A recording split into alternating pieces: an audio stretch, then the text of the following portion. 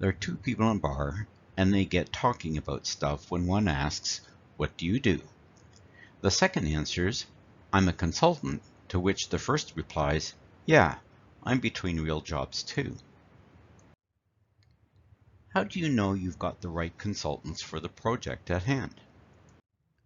First, not all consultants are between real jobs, but COVID-19, corporate mergers, and recessions tend to see a dramatic increase in the number of people that hang out a shingle as a consultant. Much like doctors, there are consultants that have a focused area of expertise, whether that's by design or as a result of the organizations they work for. You also have consultants who have a substantial amount of knowledge capital in a specific business vertical.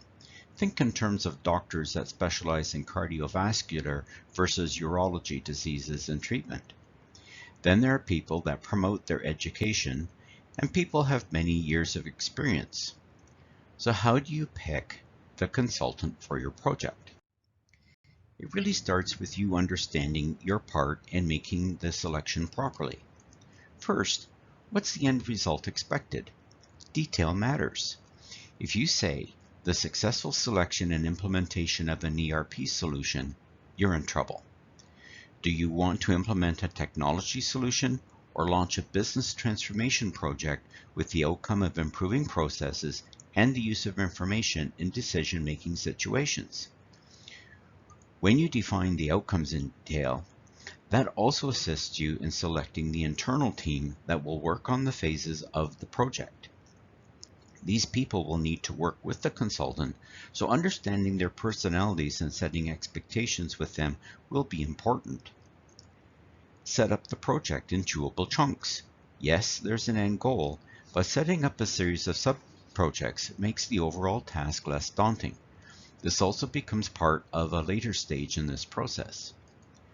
With everything in mind, write a formal description of the position and attributes of the successful consulting candidate.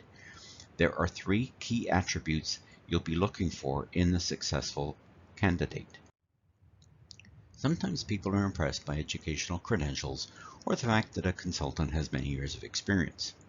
The fact that someone may have a project management certification does not mean that they know how to manage your type of project. As an example, manufacturing has many different requirements to be considered when implementing change or a new technology such as an ERP solution.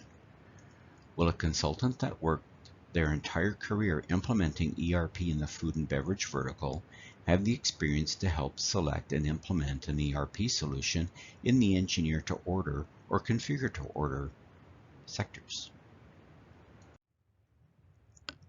There are 3 phases to go through prior to the final selection of the consultant. Create the RFI and send it to multiple consultants with a date by which they need to respond. From the responses, choose up to 5 candidates to have a brief telephone or web interview with. Be prepared with a few questions focused on the knowledge and experience they have. Note their professionalism and general demeanor. Eliminate a few and contact the finalists. Allow them to ask questions so they can provide a proper quotation. Based on the quote, determine the preferred candidate and have one in reserve. The candidate does a presentation to the entire team. The team will have the ability to ask a question, receive an answer with one follow-up for clarity. After the candidate has left the meeting, then each team member provides written feedback to the moderator. A synopsis of the feedback is given to the team and, if approved, the decision is made to go forward, or you call in your reserve candidate and execute the process again. Then make a decision.